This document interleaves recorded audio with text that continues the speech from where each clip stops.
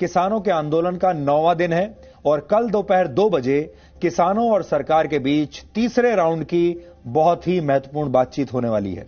लेकिन इस बातचीत से पहले ही किसान संगठनों ने 8 दिसंबर को, आप नोट करके रख लीजिए, 8 दिसंबर को भारत बंद का ऐलान कर दिया है। यानी आपका वीकेंड और आने वाला पूरा हफ्ता इस आंदोलन की भेंट चढ़ सकता है, चाहे आप दिल्ली में रहते हैं या फिर भारत के किसी और शहर या किसी और राज्य में रहते हैं तो भी।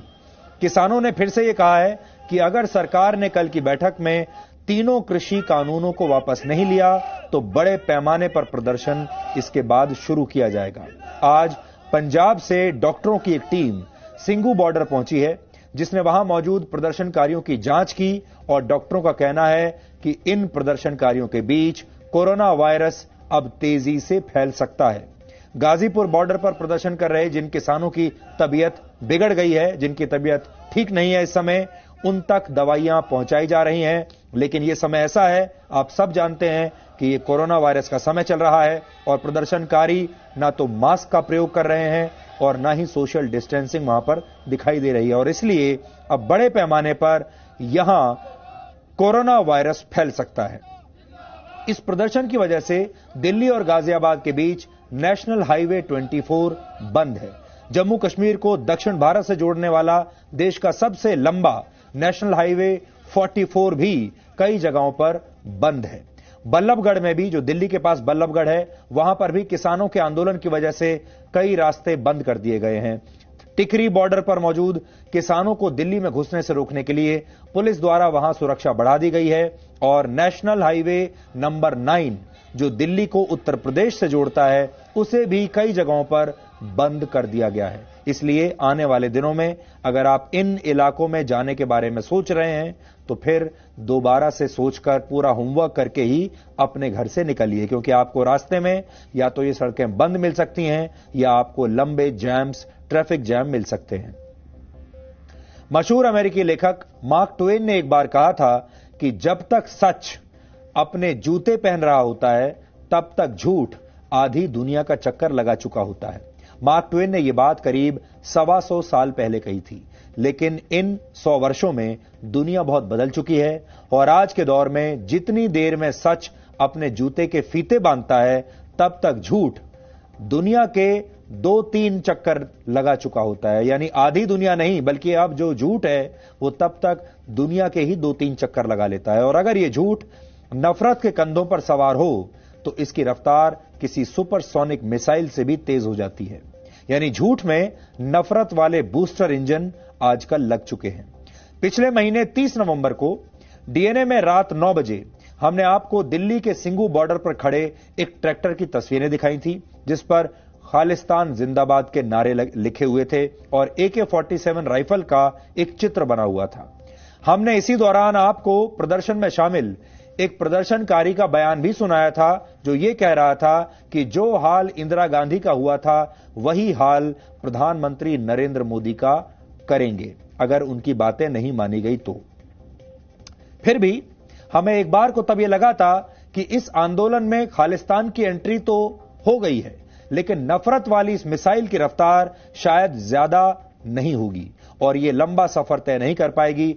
हो सकता है कि प्रदर्शनकारियों में कुछ लोग ऐसे रहे हों जो कि खालिस्तान के साथ सिंपैथी रखते हैं, जो खालिस्तान के समर्थक हों, लेकिन इस खबर को दिखाने के सिर्फ 15 घंटे के अंदर ही न्यूयॉर्क में भारत के किसानों के समर्थन में रैलियां निकाली गईं और इनमें भी खालिस्तानी विचारधारा वाले पोस्टर लहराए गए और इस पोस्टर को अब आप ध्यान से देखिए।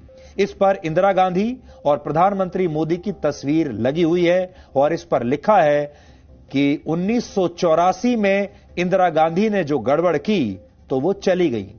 ये सिर्फ समय की बात है जो मोदी को भी समझ में आ जाएगा। ये देखिए, ये लिखा हुआ है, एक तरफ इंदिरा गांधी की तस्वीर है, एक तरफ नरेंद्र मोदी की तस्वीर है।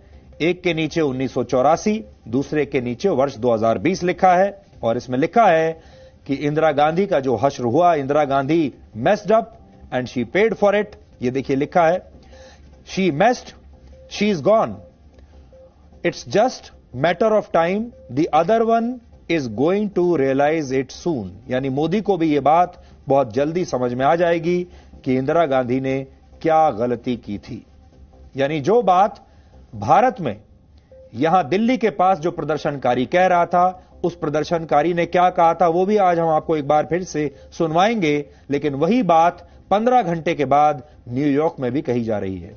1984 में इंदिरा गांधी की उन्हीं के सुरक्षाकर्मियों द्वारा गोली मारकर हत्या कर दी गई थी, आपको यह बताने की जरूरत नहीं। जाहिर है इस पोस्टर के जरिए प्रधानमंत्री मोदी को भी उसी तरह से जान से मारने की धमकी दी गई है। इतना ही नहीं, इस रैली में खालिस्तान के झंडे भी लहराए गए। खालिस्तान की जो भाषा 30 तारीख को दिल्ली में बोली गई, वही न्यूयॉर्क के इन पोस्टर्स पर भी लिखी हुई है। यहां देख लीजिए, खालिस्तान लिखा हुआ है इस पोस्टर पर।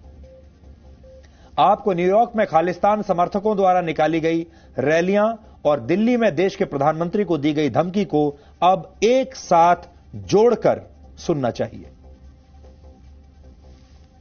ये तो इतनी का है कि इंदिरा ठोकती मोदी की छाती में, ये तो इतनी का है कि इंदिरा ठोकती मोदी की छाती में, ये तो इतनी का है कि इंदिरा ठोकती मोदी की छाती में, ये तो इतनी का है कि इंदिरा ठोकती मोदी की छाती में, ये तो इतनी का है कि इंदिरा ठोकती मोदी की छाती में, ये तो इतनी का है कि इंदिरा ठोकती मोदी की छाती में।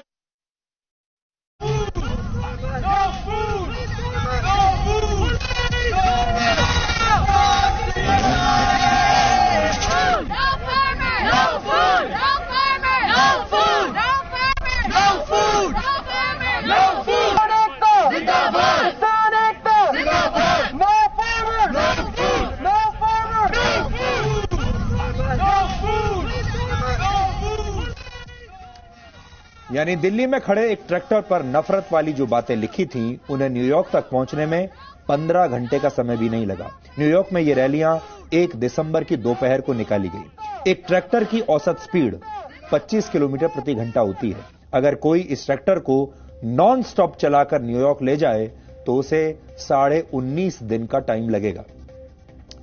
लेकिन खालिस्तान वाली ये नफरत किसी हवाई जहाज की रफ्तार से सिर्फ 15 घंटों में दिल्ली से न्यूयॉर्क तक पहुंच गई। वैसे नॉन स्टॉप फ्लाइट दिल्ली से न्यूयॉर्क पहुंचने में 15.5 घंटे का समय लेती है, लेकिन खालिस्तान की विचारधारा इससे भी आधा घंटा पहले ही न्यूयॉर्क पहुंच गई। Presenting B News app available on Google Play and App Store. Download it now.